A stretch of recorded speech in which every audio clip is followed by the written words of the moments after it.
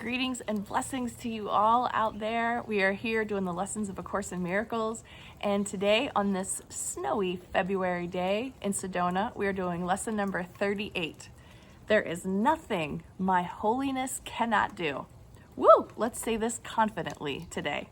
This is a good one. An excellent, beautiful lesson that I hope you can take it all in and enjoy this teaching. So let's jump into it. Your holiness reverses all the laws of the world. It is beyond every restriction of time, space, distance, and limits of any kind. Your holiness is totally unlimited in its power because it establishes you as a son of God at one with the mind of Christ. Talk about an introductory paragraph, okay? Woo! Read that one a couple of times, everyone. Through your holiness, the power of God is made manifest. Through your holiness, the power of God is made available. And there is nothing the power of God cannot do. Your holiness then can remove all pain, can end all sorrow, and can solve all problems. It can do so in connection with yourself and with anyone else. It is equal in its power to help anyone because it is equal in its power to save anyone. If you are holy, so is everything God created. You are holy because all things He created are holy, and all things He created are holy because you are. In today's exercises, we will apply the power of your holiness to all problems, difficulties, or suffering in any form that you happen to think of in yourself or in someone else. We will make no distinctions because there are no distinctions. In the 4 longer practice periods, each preferably to last a full 5 minutes, repeat the idea for today, close your eyes, and then search your mind for any sense of loss or unhappiness of any kind as you see it. Try to make as little distinction as possible between a situation that is difficult for you and one that is difficult for someone else. Interesting. Identify the situation specifically and also the name of the person concerned. Use this form in applying the idea for today. In the situation involving my ex-boyfriend, who I'm actually not going to say his name, in which I see myself, there is nothing that my holiness cannot do.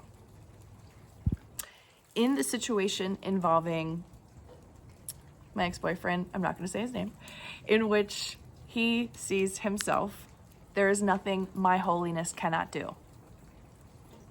And I just bring that up because I had a long conversation with Tina last night about how I attracted this relationship into my life, what I really learned from it, and how it was a beautiful catalyst for all of the rest of the experiences that I have in relationship and by myself for the rest of my life. So it's just fresh on my mind, and that's why that came to mind and was mentioned today in my lesson. But I'm sure there are other things as I do the lessons today that will surface, and I'll just run them through this process. From time to time, you may want to vary this procedure and add some relevant thoughts of your own, so you can freestyle a little with these. You might like, for example, to include thoughts such as, there is nothing my holiness cannot do because the power of God lies in it. Introduce whatever variations appeal to you, but keep the exercises focused on the theme, there is nothing my holiness cannot do. The purpose of today's exercises is to begin to instill in you a sense that you have dominion over all things because of what you are. In the frequent shorter applications, apply the idea in its original form unless a specific problem concerning you or someone else arises or comes to mind. In that event, use the more specific form in applying the idea to it. So, I don't need to reread anything in this lesson. This is probably the most empowering lesson that I think I've read so far. in this series. I'm feeling great just reading it again. I read it this morning when I got up, and reading it again with you, it's like, oh my God, just emphasizing all that beautiful language and all that reinforcement around what we truly are. And it's not even really dwelling on what we're limiting ourselves with because of our minds. Something that is coming to mind for me right now is around fear of full and open extraterrestrial contact. And ask me why, I don't know why. I did watch a channeled message last night made by Daryl Anka, who channels being Bashar, and he talked about the imminence of full and open contact with extraterrestrials. I also read a little snippet from a Daniel Scranton channeling this morning where he talked about full and open contact with extraterrestrials basically being imminent. So let me tell you something, everyone. Whatever the problems are that you might be feeling, the hangover from or dealing with, we potentially are going to embark on a whole new level of interesting in our so-called world. And it's because the frequency of the planet, our frequency at the soul level, all these things are happening. There's an increase and the energies are rising.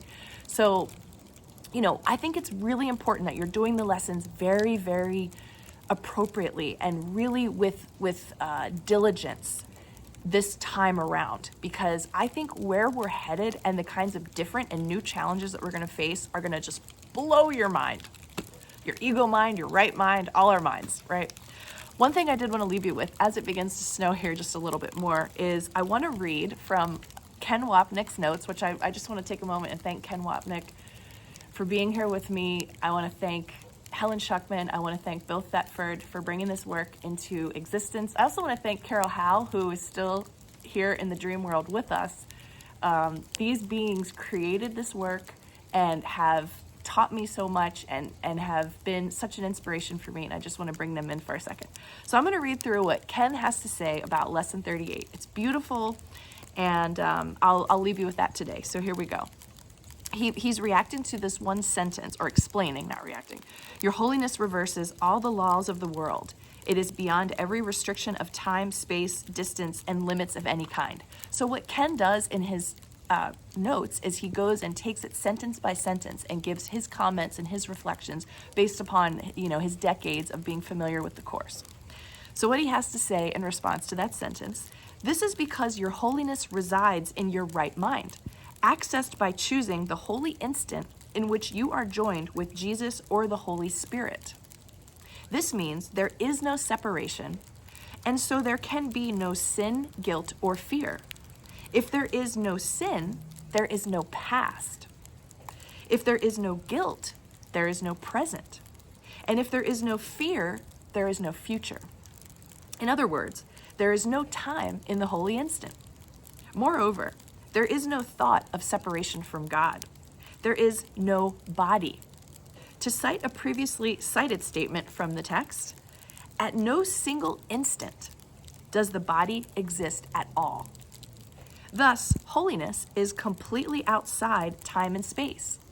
When you identify with your holiness, you know the world of time and space is a dream, and you can literally watch your dream figure, the dream figure with the name you think you are, this body, come and go, realizing at last that it is not who you are. There is nothing your holiness cannot do because there is nothing you have to do. And the last quote he puts in here is from the text: I need do nothing. We're just being. We're being together. We're learning together. We're doing these lessons together. We're waking up from this kind of crappy part of the lucid dream that we're all having together. This is awesome. Get excited. Let's work through our stuff together. Like I said, I got ex-boyfriend stuff coming up over conversations at dinner, so I don't feel like I'm anywhere near enlightened, but I'm exposed to these teachings and I'm open to the messages that a lot of other channels that I trust very much are bringing through about what's to come. We are being guided to release and let go and purify and heal to the best of our ability, because we're about to go through a really interesting time for humanity, for all of the galaxy, for all of the universe, the multiverse. So let's do it from our right minds. Let's work on our stuff. Let's be gentle with ourselves as we are moving through some tough spaces, possibly. And, stay in your innocence, stay in your vulnerability. Allow yourself to slow down and be with whatever's present, knowing that all this wonderful literature is teaching us about how ecstatic and orgasmic being in your right mind all the time actually feels. So take that. Have a great day. There is nothing your holiness cannot do. I love you all so much. Stay warm, and I'll be back with you again from another location. Take care.